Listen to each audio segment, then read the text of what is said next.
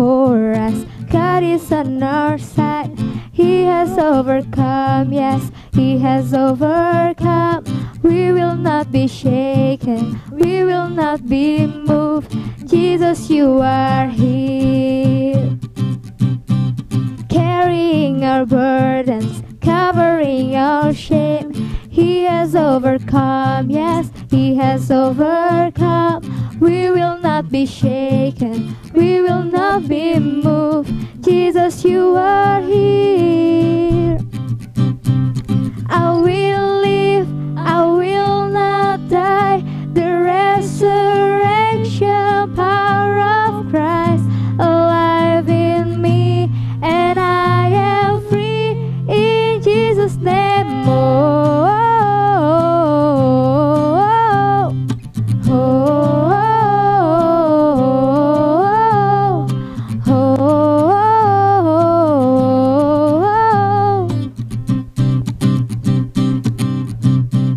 carrying our burdens, covering our shame. He has overcome, yes, He has overcome. We will not be shaken, we will not be moved. Jesus, you are here. I will live, I will not die. The resurrection power of Christ alive in me, and I am free in Jesus' name. I will live, I will live, I will not die. I will declare and lift you high. Christ revealed, and I am healed in Jesus' name. Ooh, oh, oh. God is fighting for us, pushing back the darkness, lighting up the kingdom that cannot be shaken. In the name of Jesus, enemies defeated, and we will shout it out, shout it out. God is fighting for us, pushing back the darkness, lighting up the kingdom that cannot be shaken. In the name of Jesus, enemies defeated, and we will shout it out, shout it out. I will live, I will not die. The resurrection power of Christ alive in me, and I am free in Jesus' name. Come on, sing. I will live, I will not die. I will declare and lift you high. Christ revealed, and I am healed in Jesus' name. God is fighting for us, pushing back the darkness, lighting up the kingdom that cannot be shaken. In the name of Jesus, enemies defeated, and we will shout it out, shout it out. God is fighting for us, pushing back the darkness, lighting up the kingdom that cannot be shaken. In the name of Jesus, enemies defeated, and we will shout it out, shout it out. Hallelujah. Mari kita sama-sama perkatakan Mazmur 91. Orang yang duduk dalam lindungan yang maha tinggi dan bermalam dalam naungan yang maha kuasa akan berkata kepada Tuhan, tempat perlindunganku dan kubu pertahananku, Allahku yang kupercayai. Sungguh, Dialah yang akan melepaskan engkau dari jerat penangkap burung, dari penyakit sampar yang busuk. Dengan kepaknya Ia akan melindungi engkau. Di bawah sayapnya engkau akan berlindung. Kesetiaannya ialah perisai dan pagar tembok. Engkau tak usah takut terhadap kedahsyatan malam, terhadap panah yang terbang di waktu siang, terhadap penyakit sampar yang berjalan di dalam gelap, terhadap penyakit menular yang mengamuk di waktu petang. Walau 1000 orang rebah di sisimu dan 10.000 di sebelah kananmu, tetapi itu tidak akan menimpamu. Engkau hanya menontonnya dengan matamu sendiri dan melihat pembalasan terhadap orang-orang fasik. Sebab Tuhan ialah tempat perlindunganmu, Yang Maha Tinggi telah kau buat tempat perteduhanmu. Malapetaka tidak akan menimpa kamu, dan tulah tidak akan mendekat kepada kemahmu. Sebab malaikat-malaikatnya akan diperintahkannya kepadamu untuk menjaga engkau di segala jalanmu. Mereka akan menatang engkau di atas tangannya, supaya kakimu jangan terantuk kepada batu. Singa dan ular tedung akan kau langkahi. Engkau akan menginjak anak singa dan ular naga. Sungguh, hatinya melekat kepadaku, maka aku akan meluputkannya, aku akan membentenginya, sebab ia mengenal namaku. Bila ia berseru kepadaku, aku akan menjawab. Aku akan menyertai dia dalam kesesakan, aku akan meluputkannya dan memuliakannya. Dengan panjang umur akan kukenyangkan dia, dan akan kuperlihatkan kepadanya keselamatan daripadaku.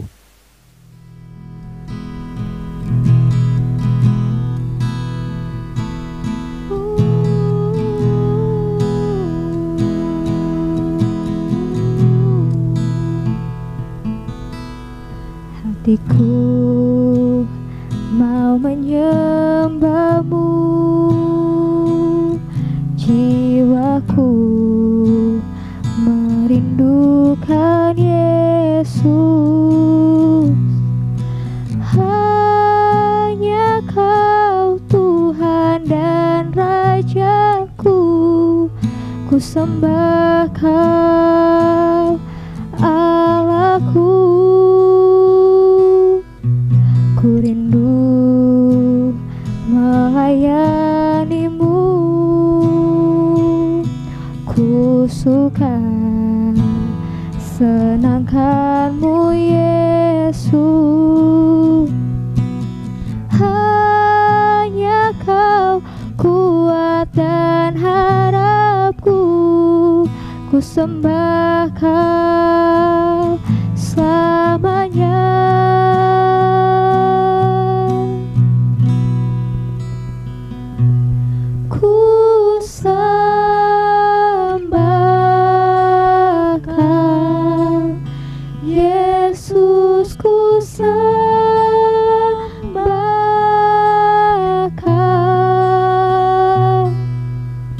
Segenap hatiku dan kekuatanku, ku rindu menyembahmu Yesus.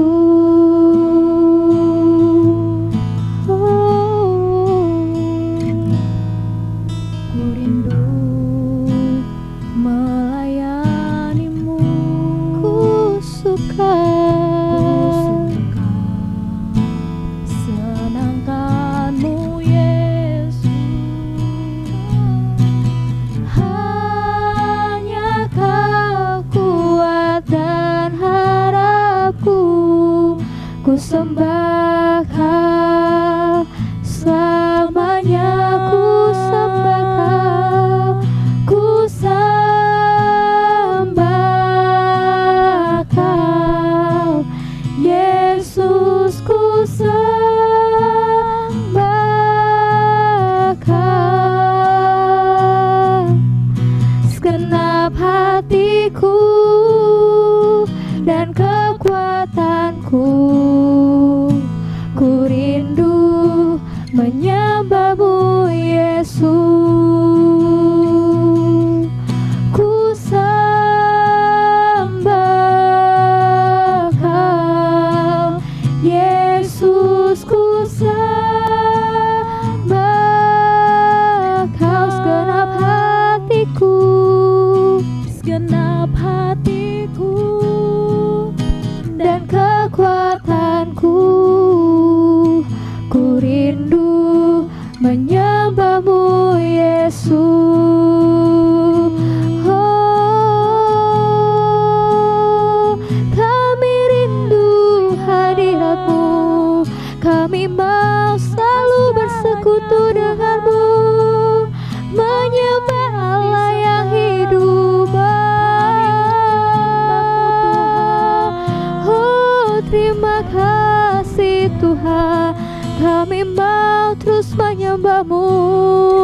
Oh, ya Rala, ya Rala, ya Rabba Shande. Oh, Engkau Allah yang baik, kami mau senangkan menyenangkan hatimu Tuhan. Oh Yesus, terima kasih. Oh ya Rala ya Rala ya Rala Shandara ya Rala ya Rala ya Rala ya Rala ya Rala. Haleluya.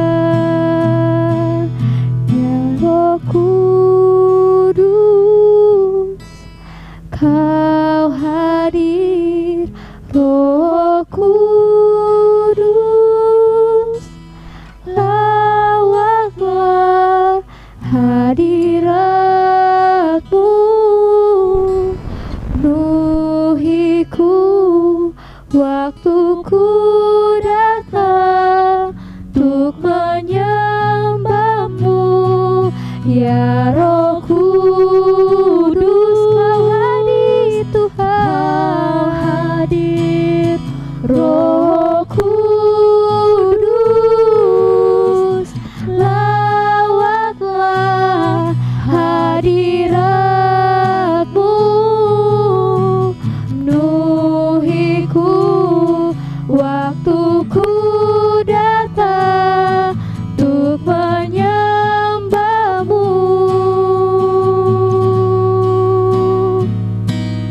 Ku sembah Kau, Yesus, ku sembah Kau Tuhan. Hatiku dan kekuatanku, ku rindu menyembah-Mu Yesus, ku sembah Engkau Tuhan.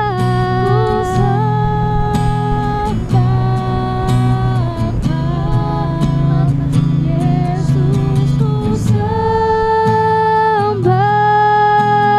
Kau. Segenap hatiku dan kekuatanku, ku rindu menyembah-Mu Yesus. Segenap hatiku, segenap hatiku dan kekuatanku, ku rindu menyembah-Mu Yesus. Segenap hati kami, segenap hatiku dan kekuatanku, ku rindu menyembah-Mu Yesus. Oh, haleluya, kami menyembah-Mu.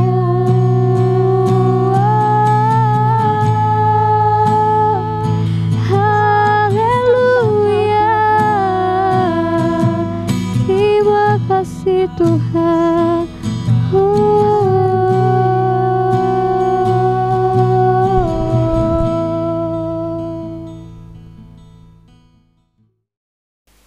Mari kita perkatakan Pentakosta ketiga. 1. Pentakosta ketiga adalah pencurahan Roh Kudus yang dahsyat di zaman now, melebihi yang terjadi di Azusa Street. 2. Pentakosta ketiga akan mengakibatkan penuaian jiwa yang terbesar dan yang terakhir sebelum Tuhan Yesus datang kembali. 3. Pentakosta ketiga akan membangkitkan generasi Yeremia, yaitu anak-anak muda yang dipenuhi Roh Kudus, cinta mati-matian kepada Tuhan Yesus, tidak kompromi terhadap dosa, dan akan bergerak untuk memenangkan jiwa. 4. Pentakosta ketiga lahir di Indonesia yang bergerak ke bangsa-bangsa. Gerakan ini dari timur ke barat dan akan kembali ke Yerusalem. 5. Pentakosta ketiga akan memberikan kuasa untuk menyelesaikan amanat agung Tuhan Yesus, dan setelah itu Tuhan Yesus datang kembali.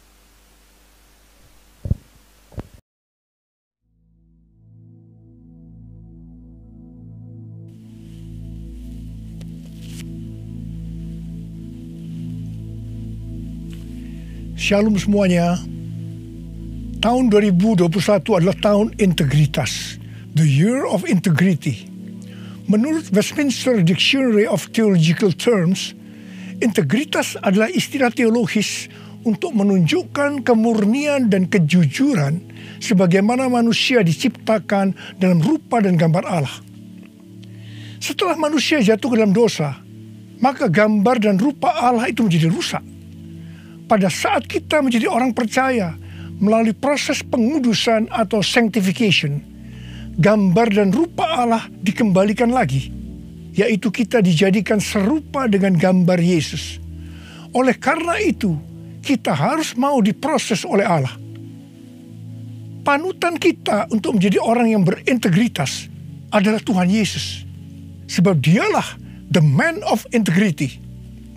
Dalam Matius 22 ayat 16 dituliskan bahwa sekalipun ahli Taurat dan orang Farisi berniat menjerat Tuhan Yesus, ternyata tanpa disadari mereka justru mengakui integritas Tuhan Yesus dengan berkata, "Guru, kami tahu Engkau adalah seorang yang jujur dan dengan jujur mengajar jalan Allah, dan Engkau tidak takut kepada siapapun juga, sebab Engkau tidak mencari muka." Kata seorang yang jujur dalam terjemahan New International Version menggunakan kata man of integrity atau orang yang berintegritas. Seorang yang jujur atau yang berintegritas itu artinya apa yang ada di dalam hatinya, di pikirannya, yang diucapkannya dan yang dilakukannya itu sama, selaras dengan pikiran Tuhan. Seorang yang berintegritas itu karena dia mengasihi dan takut akan Tuhan. Dan Tuhan memberikan berkat kepada orang yang berintegritas. Seperti yang terdapat dalam Mazmur 25 ayat 12-14 yang berkata, "Siapakah orang yang takut akan Tuhan? Kepadanya Tuhan menunjukkan jalan yang harus dipilihnya. Orang itu sendiri akan menetap dalam kebahagiaan dan anak cucunya akan mewarisi bumi.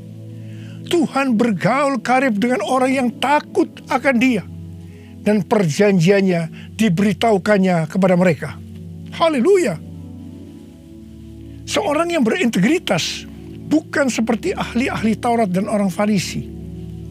Dalam Matius 23 ayat 1 sampai dengan 36, Tuhan Yesus berkata bahwa ahli-ahli Taurat dan orang-orang Farisi telah menduduki kursi Musa. Sebab itu, turutilah dan lakukanlah segala sesuatu yang mereka ajarkan kepadamu. Tetapi janganlah kamu turuti perbuatan-perbuatan mereka, karena mereka mengajarkannya tetapi tidak melakukannya. Tuhan Yesus berkata bahwa ahli Taurat dan orang Farisi adalah orang yang munafik. Di sebelah luar mereka tampaknya benar di mata orang, tetapi di sebelah dalam mereka penuh kemunafikan dan kedurjanaan. Tuhan Yesus berkata kepada ahli Taurat dan orang Farisi, "Hai kamu ular-ular, hai kamu keturunan ular beludak, bagaimanakah mungkin kamu dapat meluputkan diri dari hukuman neraka?" Saya juga akan mengingatkan kepada kita semua, terutama kepada para pengkhotbah, para guru, juga para pengajar. Kalau saudara mengajarkan kebenaran firman Tuhan dan itu belum saudara lakukan, lebih baik dengan jujur diakui. Tahun 2021 menurut kalender Ibrani adalah tahun 5781 yang disebut juga sebagai tahun P Aleph yang artinya 81. P atau angka 80 menggambarkan sebuah mulut. Tuhan Yesus mengingatkan kita dalam Matius 12 ayat 36 dan 37. "Tetapi aku berkata kepadamu, setiap kata sia-sia yang diucapkan orang harus dipertanggungjawabkannya pada hari penghakiman.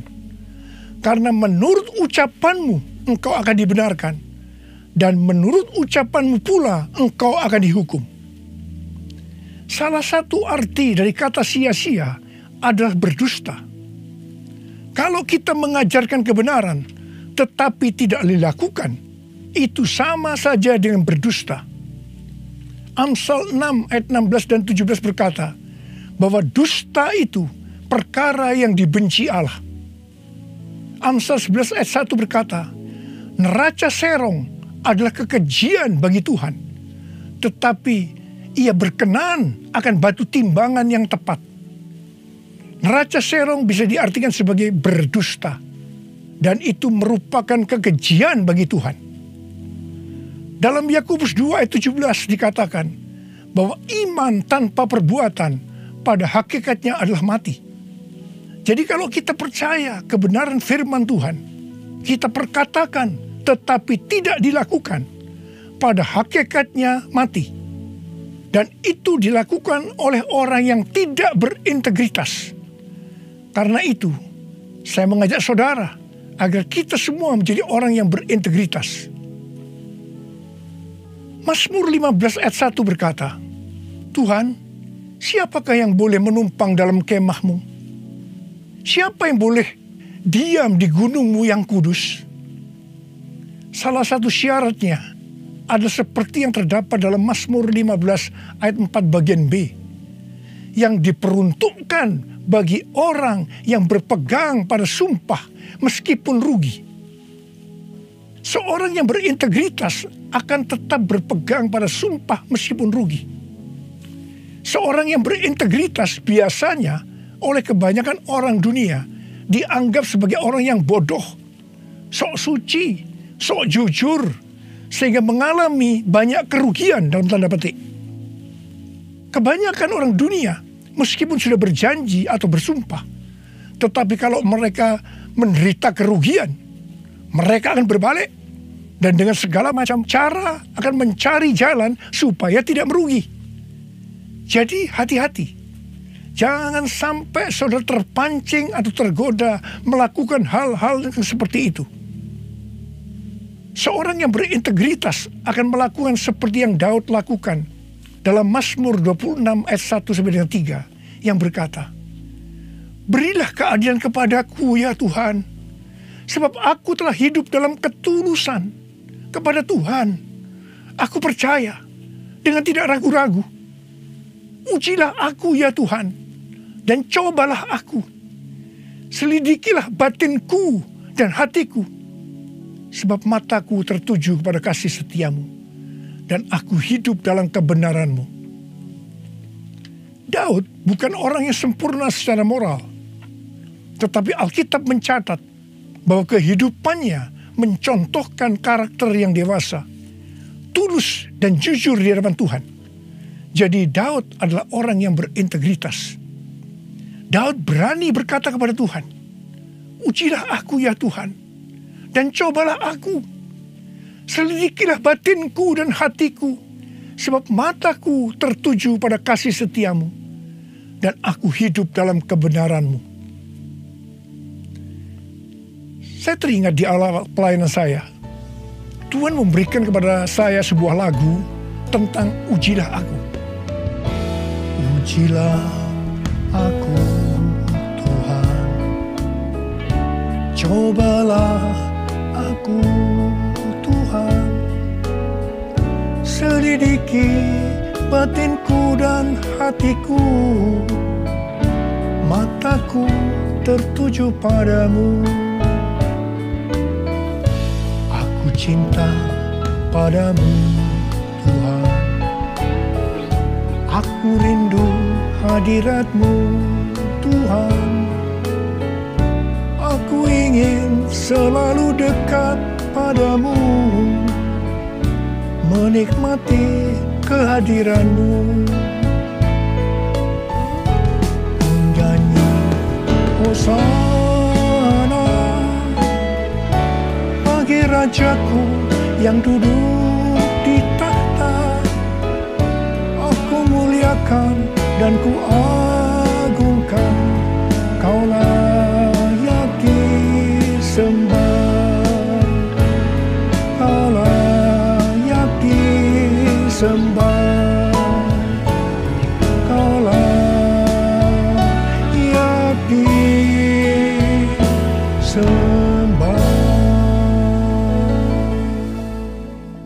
Waktu saya mulai menyanyikan lagu ini dan CD-nya mulai beredar, saya menuai banyak kritik dari hamba-hamba Tuhan yang menjadi senior saya. Mereka berkata, kok berani-beraninya Niko menyanyi lagu seperti ini? Saya berkata, Bukankah ini ada di Alkitab yang dinyanyikan oleh Daud? Tetapi mereka tetap tidak bisa menerimanya. Terus terang saya kaget. Saya tidak pernah berpikir bahwa beliau-beliau itu mempunyai pikiran yang seperti itu. Saya menyanyikan lagu ini dengan satu pengertian, bahwa saya siap diuji oleh Tuhan. Dan itu saya lakukan sejak awal pelayanan saya. Mungkin ada di antara saudara yang tidak berani menyanyikan lagu ini. Saya pernah mendengar orang yang berkata, itu kan Pak Niko yang berani. Kalau saya sih belum berani. Saya hanya akan mengingatkan kepada saudara bahwa Tuhan Yesus menghendaki agar kita hidup sebagai seorang yang berintegritas. Seorang yang hidupnya jujur dan tulus di hadapan Tuhan. Mari, saya mau ajak saudara untuk menyanyikan lagu ini bersama saya.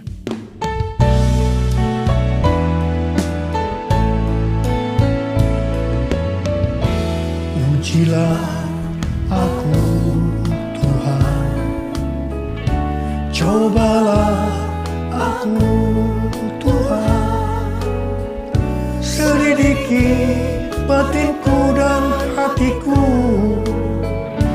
mataku tertuju padamu. Aku cinta padamu Tuhan, aku rindu hadirat-Mu Tuhan. Aku ingin selalu dekat padamu, menikmati kehadiran-Mu. Ku nyanyi Hosana bagi Rajaku yang duduk di tahta.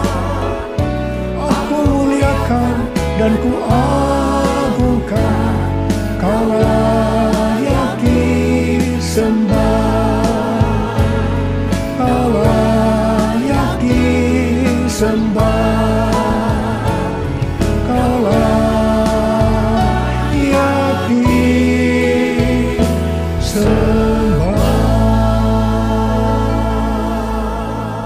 Seorang yang berintegritas adalah orang yang meyakini, memperkatakan dan melakukan iman Kristiani yang dia percayai.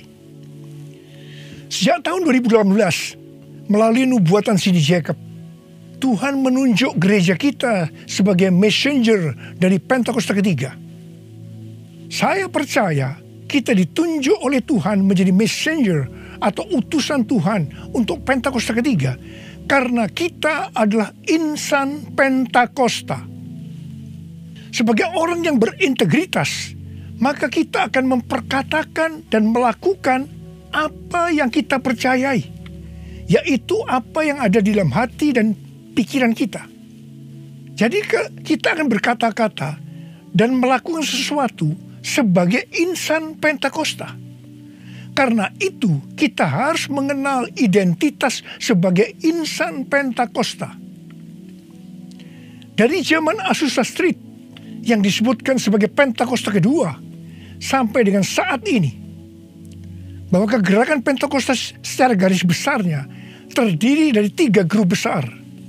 Yang pertama Pentakosta klasik, yang kedua harismatik, dan yang ketiga neo-harismatik. Jumlah total dari 3 grup ini menurut survei di tahun 2019 ada 698 juta orang, yang berarti sekitar 27% dari total kekristenan. Sinode Gereja Bethel Indonesia atau GBI, di mana gereja kita termasuk di dalamnya, adalah grup Pentakosta klasik, seperti yang terlihat dalam pengakuan iman GBI. Ciri khas dari Pentakosta klasik adalah doktrin baptisan Roh Kudus dengan 5 pilar teologi Pentakosta, yaitu yang pertama keselamatan, yang kedua kekudusan, yang ketiga baptisan Roh Kudus, yang keempat kesembuhan ilahi, dan yang kelima kedatangan Tuhan Yesus untuk kali yang kedua dengan segera. Sejak sebelum dunia ini dijadikan, Allah berinisiatif menyediakan keselamatan bagi semua orang. Allah memanggil kita kepada keselamatan melalui Injil, dan kita menerima kasih karunia-Nya secara gratis melalui respon iman kita. Keselamatan yang diberikan kepada kita bukan karena usaha kita, tetapi karena pemberian Allah. Karena itu jangan ada yang memegahkan diri. Pada waktu kita percaya kepada Tuhan Yesus sebagai Tuhan dan Juru Selamat kita bertobat dan kita mengalami kelahiran baru. Kelahiran baru adalah awal perjalanan rohani kita di dalam Kristus. Ini yang disebutkan sebagai proses pembenaran atau justification. Selanjutnya kita masuk dalam proses kedua, yaitu pengudusan atau sanctification. Dalam proses ini kita dikuduskan terus-menerus oleh Roh Kudus dan firman Allah, disertai proses-proses yang menyakitkan bagi kedagingan kita. Dan goal daripada proses pengudusan ini untuk menjadikan kita menjadi serupa dengan gambar Yesus. Tuhan Yesus begitu baik kepada kita sebagai anak-anak-Nya, supaya kita lulus dalam proses pengudusan atau sanctification ini. Maka Tuhan Yesus membaptis kita dengan Roh Kudus, dengan tanda awal berbahasa roh. Selain itu, sebagai penyembuh atau pembuat mujizat, Tuhan Yesus selalu siap untuk memberikan kesembuhan dan mujizat kepada kita yang membutuhkan, yang sedang berada dalam proses pengudusan atau sanctification.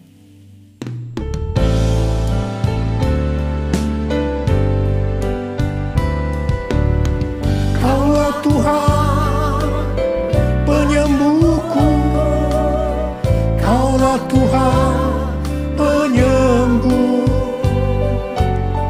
Kau berfirman dan sembuhkanku. Kaulah Tuhan penyembuh.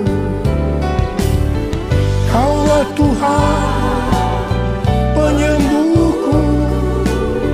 Kaulah Tuhan penyembuh. Kau berfirman dan sembuhkanku. Kaulah Tuhan penyembuh.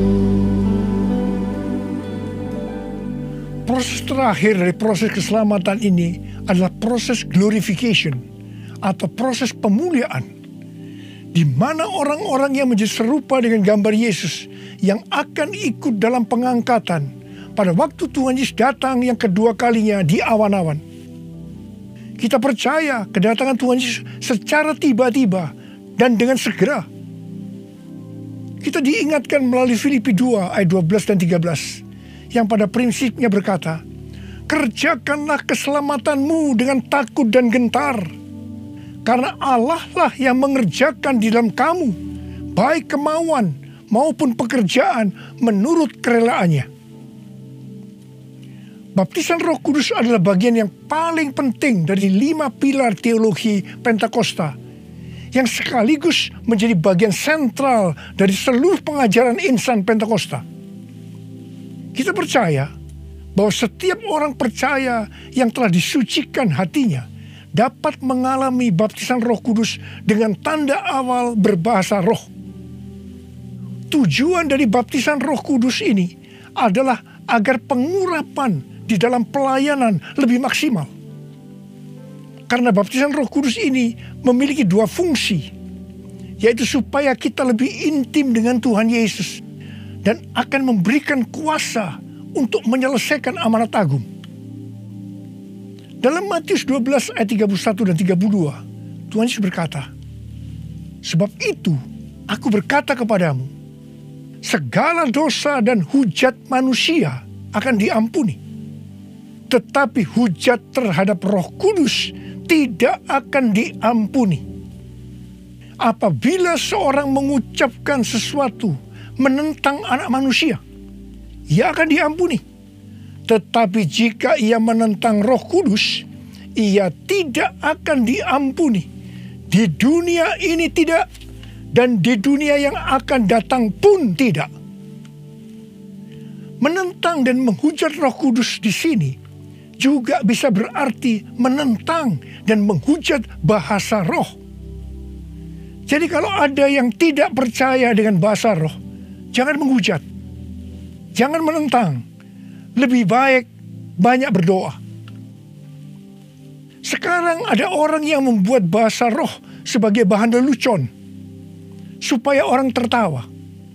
Saya hanya akan mengingatkan kepada saudara yang melakukan seperti ini, supaya saudara bertobat dan minta ampun kepada Tuhan.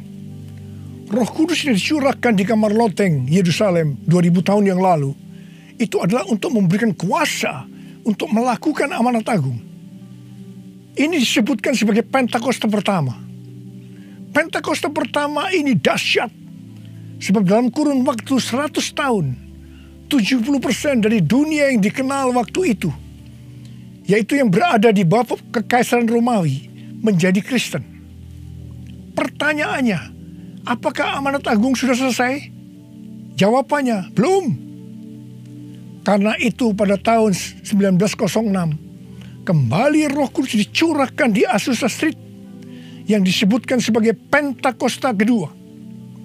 Pentakosta kedua ini dahsyat, sebab menurut Gordon Conwell Theological Seminary, bahwa 77,9% dari kekristenan yang ada pada saat ini dimulai dari awal abad 20, yang berarti ini dimulai dari peristiwa pencurahan Roh Kudus di Azusa Street atau Pentakosta kedua. Pertanyaannya, apakah amanat agung sudah selesai? Jawabannya, belum. Karena itu, hari-hari ini, Roh Kudus yang jauh lebih dahsyat dibanding dengan Azusa Street sudah dicurahkan. Dan ini yang disebut dengan Pentakosta ketiga. Dan saya percaya dengan Pentakosta ketiga ini, amanat agung akan selesai dan Tuhan Yesus akan datang kembali. Mari, saudara yang rindu dipakai oleh Tuhan untuk menyelesaikan amanat agung, kita sama-sama berkata kepada Tuhan, curahkan Roh Kudus-Mu ya Tuhan, api Pentakosta ketiga, supaya kami menyelesaikan amanat agung Tuhan Yesus. Maranatha, datanglah segera ya Tuhan. Mari, saudara yang rindu dipakai oleh Tuhan untuk menyelesaikan amanat agung, kita sama-sama berkata kepada Tuhan, curahkan Roh Kudus-Mu ya Tuhan, api Pentakosta ketiga, supaya kami menyelesaikan amanat agung Tuhan Yesus. Maranatha, datanglah segera ya Tuhan Yesus. Curahkanlah kuasa-Mu Tuhan, mujizat terjadi di tempat ini. Curahkanlah kuasa-Mu Tuhan, mujizat terjadi sekarang ini. Biarlah ini menjadi doa kita, saudara. Kita nyanyikan sama-sama. Curahkanlah kuasa-Mu Tuhan, mujizat terjadi di tempat ini. Curahkanlah kuasa-Mu Tuhan, mujizat terjadi sekarang ini. Curahkan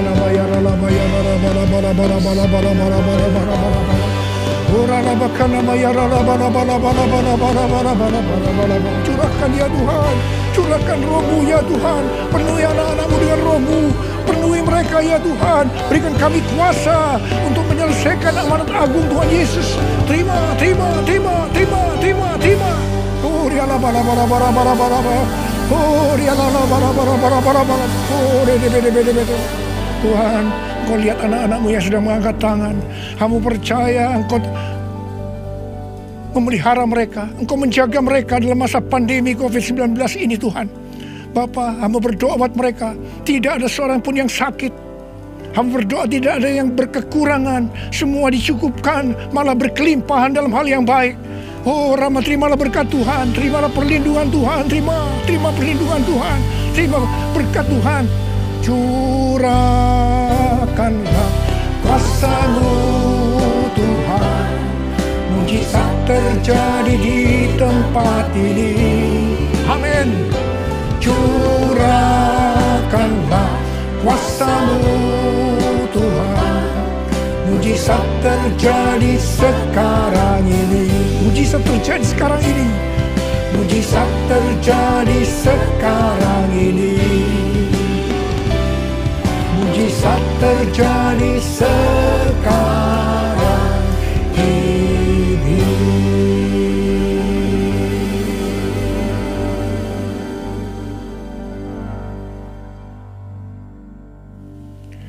Mari saudara-saudara, kita akan masuk dalam perjamuan kudus. Kita akan mengingat ayat ini. Sebab setiap kali kamu makan roti ini dan minum cawan ini, kamu memberitakan kematian Tuhan sampai Ia datang. Perjamuan kudus ini adalah perjamuan Tuhan Yesus sendiri. Setiap kali kita masuk dalam perjamuan kudus, Tuhan Yesus selalu berkata, biarlah ini menjadi peringatan akan daku. Karena itu mari, arahkan hati kita kepada kebaikan Tuhan. Kita akan mengingat kebaikan Tuhan. Mari kita tundukkan kepala. Bapa, siapakah kami ini sebelum kami mengenal Engkau? Kami semua orang berdosa. Upah dosa adalah maut, mati. Tapi Engkau tidak berdosa, telah dijadikan dosa oleh karena kami. Engkau harus turun dari surga mulia, menjelma menjadi manusia, untuk mati menggantikan kita semua. Dengan penderitaan yang luar biasa. Betapa baiknya Engkau Tuhan, betapa baiknya Engkau Tuhan. Engkau jadikan kami sebagai anak-anak-Mu. Engkau tuntun, Engkau berkati, Engkau sembuhkan kami. Engkau tegur juga kalau kami salah. Itu Engkau ya Abah. Itu Engkau ya Abah. Saudara, Tuhan akan memberkati saudara melalui perjamuan kudus ini. Tapi Tuhan berkata kepada kita, agar kita makan dan minum dengan cara yang benar. Oleh karena itu masing-masing berdoa. Introspeksi, lihat keadaan diri masing-masing. Jangan menyimpan dosa. Kalau ada dosa yang Tuhan ingatkan saat ini, langsung minta ampun. Katakan, ampuni saya Tuhan, ampuni saya, akui di hadapan Tuhan. Jangan sembunyikan dosa itu, supaya Engkau diberkati Tuhan. Kau melihat anak-anak-Mu sedang berdoa minta ampun Tuhan. Ampuni anak-anak-Mu, ampuni kami semua ya Tuhan, ampuni. Sekarang ya Tuhan, kami akan masuk dalam perjamuan kudus ini dengan hati yang penuh ucapan syukur. Dalam nama Yesus kami berdoa. Amin. Sekarang saudara, mari kita angkat roti di tangan kanan saudara tinggi-tinggi. Sebab apa yang telah kuteruskan kepadamu telah aku terima dari Tuhan. Yaitu bahwa Tuhan Yesus pada malam waktu Ia diserahkan mengambil roti. Dan sesudah itu Ia mengucap syukur atasnya. Ia memecah-mecahkannya dan berkata, inilah tubuhku yang diserahkan bagi kamu. Perbuatlah ini menjadi peringatan akan aku. Sudah dikasih Tuhan. Bukankah roti yang kita pecah-pecahkan ini adalah persekutuan kita dengan tubuh Kristus? Mari kita makan dalam nama Yesus.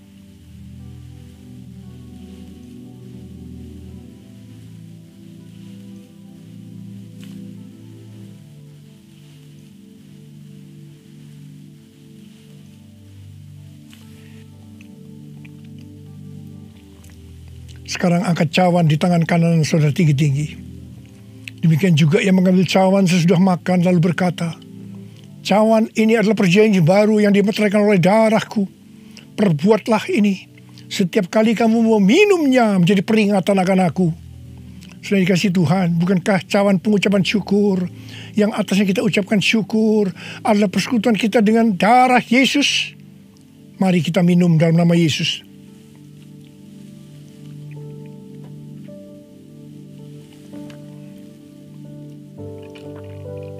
Sekarang ucapkan syukur dan terima kasih dengan suara. Jangan diam. Oh ya Tuhan, terima kasih. Terima kasih ya Tuhan. Terima kasih. Oh Oh terima kasih. Tuhan terima kasih, ya Tuhan terima kasih. Oh terima kasih ya Tuhan. Terima kasih Yesusku, terima kasih Yesusku. Puji syukur hanya bagi Tuhanku. Terima kasih Yesusku, terima kasih Yesusku. Puji syukur hanya bagi Tuhanku. Terima kasih, terima kasih Yesusku, terima kasih Yesusku. Puji syukur hanya bagi Tuhanku.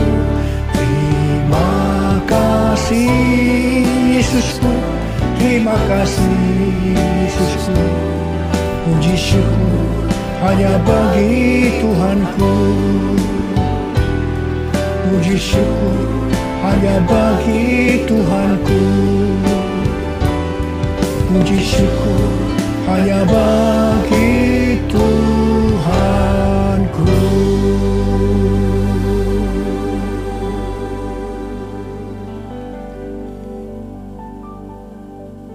Sekarang terimalah berkat Tuhan. Kasih karunia yang berlimpah-limpah daripada Allah Bapa dalam Anak yang tunggal Yesus Kristus. Persekutuan yang manis dengan Roh Kudus menyertai saudara sekalian mulai hari ini sampai Tuhan Yesus datang menjemput kita di awan-awan dan bahkan sampai selama-lamanya. Yang percaya bersama-sama katakan amin.